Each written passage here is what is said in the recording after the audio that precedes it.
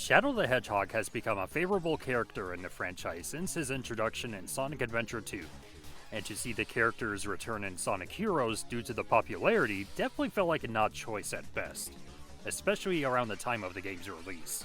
But regardless of your consensus on the direction for the ultimate life form in this canon, he definitely left an impact amongst fans, myself included, as he became that one non-human character to associate with regarding his trauma. After the schlock spin-off that happened 19 years prior, and this piece of hilarity that happened for 18, we get to see a surprising turn of events to see Shadow become a playable character in a mainline game that isn't DLC, with Sonic Shadow Generations. And yes, given my experience with anime titles like Hunter x Hunter and Spy Family for silencing the X, I'm giving this game the same treatment, so I apologize if I misused the X here. I remember seeing the trailer while on my phone and waiting for Godzilla -1 - Color to start playing in the theater with my family, and when one of my friends texted me said trailer, I was like, what?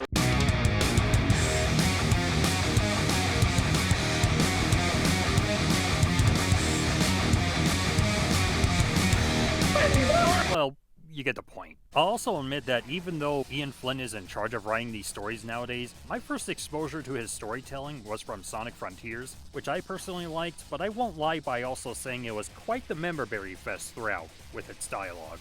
And from what I've heard from other fans, they were displeased with his direction for Shadow in the comics, which I haven't read, but that also made me feel a bit worried at the same time. So, with this year being the year of Shadow, his face being on the cover again where he's important to the plot, the $50 price point for the core game, Keanu Reeves also voicing movie Shadow in this game as a skin for later this year when Sonic 3 is close around the corner, and some concerns on what kind of game it'll turn out to be after watching some trailers and gameplay from other YouTubers, I proceeded this one with as much caution as possible, while also maintaining the mindset that this might be Sonic Generations with DLC 13 years later. And that's the perfect description for this game, and for good reason. I'll be looking at the digital deluxe, but I also have a physical copy right here, and the Japanese collector's edition is on the way. I'll also save the Sonic portion of the deal for last, since Shadow's half is the meat and potatoes of everything. But first, time to enable performance mode, as that scared me shitless seeing Sonic Frontiers running at 30 FPS at not Green Hill Zone. Seriously, Sega. What the fuck? The game was still good though. And for those that don't want to be spoiled by the story, since some of you haven't played this yet, I will give you the green light to skip to this part of the video. You've been warned, let's continue. The story takes place during the events of Sonic Generations, complete with a time eater corrupting everything. But Shadow is riding solo as he approaches the Ark to stumble across the fake emerald Tails had in Adventure 2, only to stumble across some trouble as we see Black Doom return after his defeat, and pull a literal Doctor Strange on us throughout the journey. And we'll see that while he doesn't have a lot of motivation like in 2005, he still becomes significant to the plot, even when coming off as one-dimensional. No disrespect to Ben Diskin, which was very surprising to see him be casted for this character, and he did a phenomenal job on this performance, but there's only so much you can do with the spin-off character in a title like this. And now it's up to Shadow to find the answers as to why Black Doom is back, why he's gained these abilities, and why things are the way they are. Upon going through this predicament and trying to adapt into the atmosphere of white space, Shadow realizes Maria is here, as is Gerald. And I'll admit, every time I saw the new scenes of Maria interacting with Shadow in this game, especially when he saves her from that small horde of Black Arms aliens, I cried in that bittersweet, "aww" moment.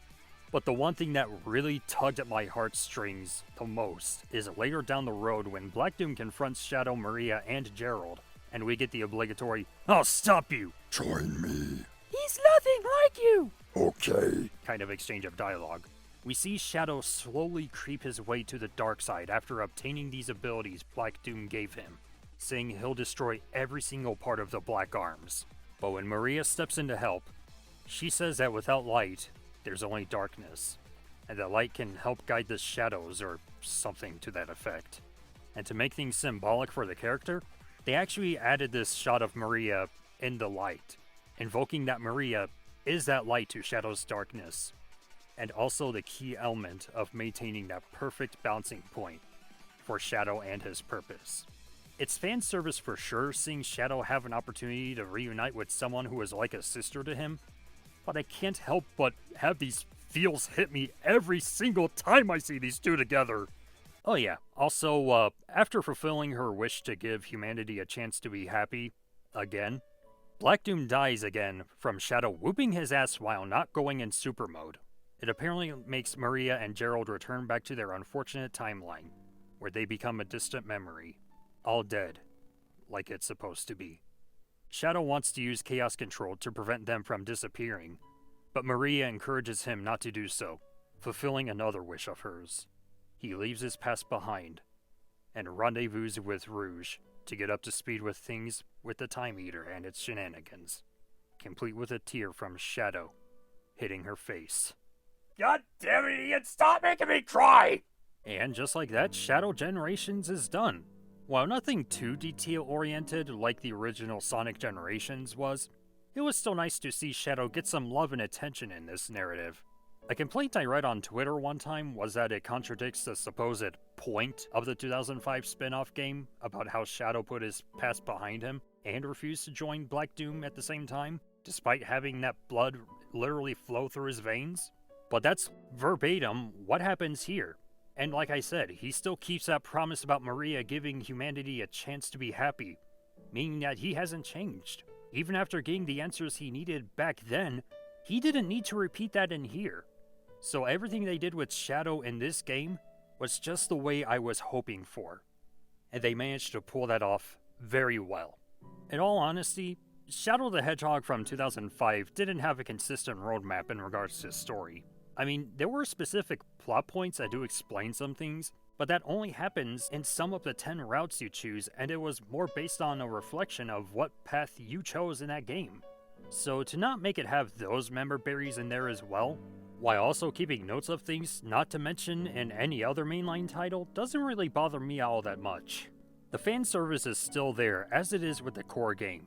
And the added details such as Gerald being made an offer that he can't refuse, as well as Maria's medical diagnosis are nice inclusions.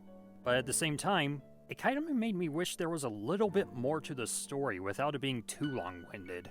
And speaking of fan service, I love the scene where Sonic and Shadow exchange lines from Adventure 2 and Heroes in a clever way, followed by their battle on the Ark where Sonic demands the yellow Chaos Emerald, only to find Shadow made him grab the fake one. Not gonna lie, that was pretty sneaky. And of course, this recreation from Adventure 2 Battle as well. While I wish there was actually a damn to still give about Black Doom's return, I'm also glad with how they made Gerald be in a more calm and collective manner, rather than be the madman retaliating on Gun like he did in Adventure 2. And even when he says to Shadow, "Make Papa proud," he doesn't actually say that by the way, before facing Black Doom, you can definitely feel that change to his character in that sense. Definitely a big callback to Frontiers with Eggman and Sage for sure. I have so many Frontiers references, I don't even know why. Though in regards to gameplay, much like Sonic's experience, Shadow 2 has a hub world to explore, familiar faces to awaken, and go through both a 2D and a 3D section as a whole act for each stage. But no past self to succumb to throughout the journey because, well, I'm sure it would be confusing to see two styles of the same character rather than one be implemented into the same plot, so... Smart move! The stages he comes across are as follows: Space Colony, Rail Canyon, Kingdom Valley, Sunset Heights, and Chaos Island. Wait, what the fuck? Okay, more about Chaos Island later. Even though Sonic had 9 levels, it baffles me that Shadow still has the least amount of levels in comparison, like in Adventure 2. And while the complaints for Sonic Forces were that there wasn't enough effort put into the level design and the enemy placement, it definitely felt the same way here when I played Sunset Heights. And it also became an instance where I accidentally discovered this about halfway through my journey, rather than in chronological order, which would have been fine if White Space maybe had the option for being in 2D like it was for Sonic, but I think that would be a bit too much in this case. It definitely felt fun and satisfying to revisit these stages in 3D, but playing them in 2D, I know it's also part of Sonic's portion as well, but it felt a bit awkward to play through these as Shadow. Although, if there's one stage I'll give credit to, Sunset Heights with the change of atmosphere with rain compared to the, no pun intended, but sunset of this stage, gives it a more natural and realistic experience. I mean, I'm not a rain guy myself, but something about it just seems to fit perfectly in this case. But the one stage I question the most out of all of them? Chaos Island. Why is it here? In Frontiers, also no pun intended given the name of the island, but Chaos Island was chaotic as fuck to begin with, given the open zone design in Frontiers. But why not add any other stage affiliated with the character? I mean, I'd even love a White Jungle be given the Generations treatment. Hell, Westopolis is also iconic to Shadow in this spin-off game, and they even have Black Doom here be implemented into the plot as well. That could also work. So why make the worst open zone in Frontiers be a legit stage for Shadow? Is it because of how the level was designed that it mainly had some dark color tones to match with Shadow's dark past? Is that why? Because if so, that makes no goddamn sense. I mean, 2 out of 2 modern releases have made me dislike Chaos Island. In Frontiers, and this. Moving on. And while Shadow comes across familiar stages and faces that had some be involved with, he also gets involved with boss battles as well, though he faces the same amount of enemies as Sonic does, excluding the Time Eater in Sonic's case. The first being the Bio Lizard, which is rocking more speed this time around. It can grow legit arms to slam you as well as do a body slam, and oh yeah, it can shoot a Frieza-style death ball at you. But luckily, Shadow can ricochet it back like it ain't no thing. Metal Overlord is more about flinging projectiles at him, while also hitting a weak spot rather than rely on a team blast like in Heroes. And Mephiles? I'll admit I only played and beat 06 once, but I had fun with this battle, as well as Kingdom Valley, even if I sucked at using the Doom Morph. And trust me, we'll get to Doom Morph in a minute. But another thing I liked about it is the treatment of 06. While ID'd as one of the worst Sonic games ever, as well as one of the worst video games ever made, Kingdom Valley is actually a lot of fun here, and the stage isn't as convoluted to go through as it originally was. And it definitely felt very satisfying to play in that regard. Even with the inclusion that Shadow doesn't have a raid collection of Mephiles in his memories given the events of 06 at the end, they still managed to maintain that level of consistency, and it's like, I really appreciate those touch-ups. And while on the topic of the new abilities, Shadow will make contact with these Doom Gates, and will make Shadow gain these new abilities throughout. Doom Spear is pretty similar to Shadow's Chaos Spear, but it can target up to 5 enemies at once, or switches in some instances. Doom Blast, which launches the black arms into air in the most anime way possible, although I personally feel like it should have been called Doom Launch, given what you do here, but it's not that much of a deal breaker. Doom Surf allows Shadow to pass through water at ease with a Stingray. Doom Morph, it's the one I struggled with the most. Not because of it being a new mechanic amongst other specific game mechanics for this game, but it feels like a worse version of Doom Surf, where it passes through this purple goo from Mephiles at any angle, and swimming your way up in some instances. If I wanted an ability to not make it sluggish as a means for easier access rather than be context sensitive, I'd rather make it be something else. Even when trying to grab onto those balls to try to swing my way around places, it makes me hate this fucking squid so much. So much that if it had not Corrupt Shadow, I'd eat all of it on this sashimi plate to make sure nobody else suffers from it. That's how much I hate it here. And finally, Doomwing, which despite being heavily advertised doesn't get a whole lot of use throughout, but it is mandatory to get to Black Doom while in white space, and also as a means to fight him on top of that. And upon utilizing these Red Bull wings, it depletes your ring count similar to how going Super does, which felt satisfying in levels like these. Not so much in the hub worlds, depending on the predicament. I mean, it's not a bad mechanic, I'll definitely take this over Doom Morph, but it could have been better if I'm going from platform to platform. Though while it is apparent that the hub world is definitely more 3D rather than 2D in the case of Sonic, which is a nice change to give it that kind of Frontiers experience without it being Frontiers on one hand, but on the other, even though it's accurate to how white space normally is supposed to be, it feels a bit too big here. I mean, you could kinda argue the same thing about Sonic's half, but at least there it was straightforward with the 2D perspective and not so ginormous. But in Shadow's case, I'd also like for it to not be cut, copy, and paste what we got last time. Shadow's level of exploration in this is just like 13 TARDIS interiors combined into one. It's like, please make it smaller. And speaking of exploration, In white space, there are these treasure chests scattered throughout. To access these, you'll need to find a specific coin in each stage. And this can vary from concept art, official art, OST, and even pages from Gerald's journal, which we do have officially if you pre-ordered the game. And I say officially loosely because it's unfortunately in the form of a traditional manual rather than like an actual journal. But it's still nice to learn a little bit more about the Robotnik family at the same time. Also, there are these bolts and screws laid throughout as well, and they're just as a means to help Orbot and Cubot build a spaceship to hopefully rendezvous with Eggman. As you could imagine, I haven't collected everything just yet, but I wouldn't mind doing it for an achievement in the future. But what about Sonic Generations? What are the brand spankin' new juices to fill this engine with? Surprisingly, not a whole lot. It's just the base game locked at 60 FPS rather than 30, assuming you're playing the PS5 version like I am. And they also included the Chow in here as a means of bragging rights. Throughout each stage for both classic and modern Sonic, you'll see a Chow sprinkled throughout and even having the game tell you where each Chow is. And as you could imagine, I didn't go crazy on this during my revisit.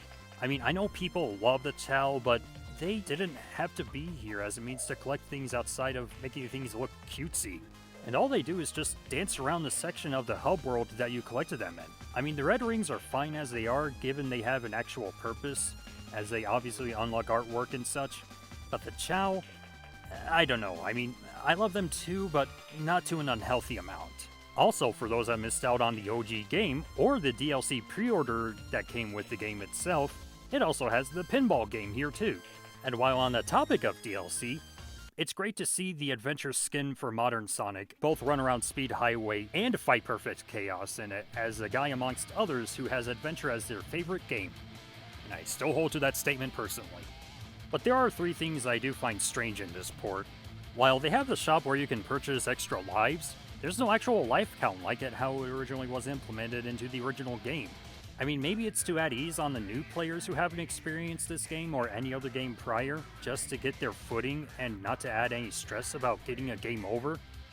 But I'm just used to the life count. The second would be the controls. I don't know if it's because I haven't played Generations in forever or if I just suck at it, but something felt off with the controls here. I feel like the number of times I die is pretty equal to that of how many times Kenny dies in South Park. It felt so weird and embarrassing altogether seeing my death perception increase ludicrously. And yes, I've tested between both the standard and the legendary controls to see which one I like better in the case of this port, but neither one didn't feel any difference to me. But the biggest one is that both the dialogue and the cutscenes have been tweaked. At least a little bit. A majority of the dialogue has been changed to make things slightly better without making things corny and super childish like how Pontac and Kraft did last decade. Which is welcoming, even when they made Shadow act more like a sergeant rather than a cheerleader in this. You've got this, Sonic. You can win, Sonic. On your feet. You're not beat yet. But for the lines that were in the dub of the game that were untouched, they even redubbed those original lines as well. I mean, it's not that huge of a big deal, and it's pretty common for voice actors to re-record everything they've already recorded, especially from a storytelling perspective. But why Sega decided to redub parts of the dialogue for extra polish rather than let them be as they were 13 years ago, at least for the recurring voice actors here, is beyond me. As for the visuals, they look a little more brighter in the cutscenes than the OG do, but luckily it's not as oversaturated as Sonic Colors Ultimate was. So that's the whole package for Sonic Shadow Generations, and despite some of the issues that I had with it, I still had a lot of fun with this, as I did with Frontiers. Well, half of it in this case. People have wanted to see Shadow make a comeback, myself included, and with what Sega brought to the table now that the 2 clowns are gone from the writing team, and with other people praising this game as well, they delivered more than originally intended, and that's a major plus. Unlike 19 years ago, it reminded me of why I became a fan of the character in the first place since his introduction in Adventure 2, and why I got into Sonic as well in the first place. It didn't want to make me walk away from the series due to creative differences and experimentation like the last time Shadow was on the cover of a game where everything was centered around him. It wanted to not only win the hearts of many people back, but to carry that sense of redemption on top of that. And while Sonic has been a roller coaster for nearly 35 years straight, both positive and negative, canon and not. It's great to see Sega be more mindful and open to criticism, unlike some organizations who lack self-awareness for improvement, and I hope they maintain that level of consistency going forward. But at the same time, we should also keep in mind that Sega has people running it, and they deserve as much respect and praise as everyone else does. And if we treat them like cogs in a machine rather than validate one another, there is no room for improvement nor decency from the consumer side nor the developer side. With many fans like myself, while I would love to see an Adventure 3, I think another idea that could work would be seeing Sonic 06 on modern hardware with the bugs and glitches removed. I mean, we obviously have Project 06 that remedies those mistakes, but if they remove the derps, reduce the loading times, maybe rework the stages where it's not relying on the 5Ds of dodgeball in the final act, and maybe make Eggman have his more traditional look rather than what we got in here, and if they make it an exclusive to PS5 or the Xbox Series X and S, even if the story isn't perfect and left untouched, that'd be Merry Christmas to the world. Even if I said I enjoyed the Kingdom Valley and Mephiles treatment despite not being a fan of 06. And even if they don't do an 06 remaster or even an Adventure 3, whatever they plan on making next, I would love for them to take as much time as they want and make it great. But we do have a Christmas gift coming later this year in the form of a stage and a skin, and it's even one that I'll be looking forward to. I seriously can't wait to play something breathtaking. You're breathtaking! But until then, I'll see you guys next time. Jana. Also, before I leave, I want to give a special shout out to my Neichan Elisa for this commission of me. She did a great job encapsulating as many references to my hobbies into one piece as much as she could, including the Shin Kamen Rider-esque duster on me, which she didn't have to add, but I'm still glad that she did. And I'll definitely be using this on my thumbnails more often if there were a review. And also, if you're interested in checking out some of my other content, I also have this video, and I also have Blue Sky and Instagram and blah blah blah blah blah, all the other shameless plugs. Arigatou gozaimasu for watching this video and for your continued support.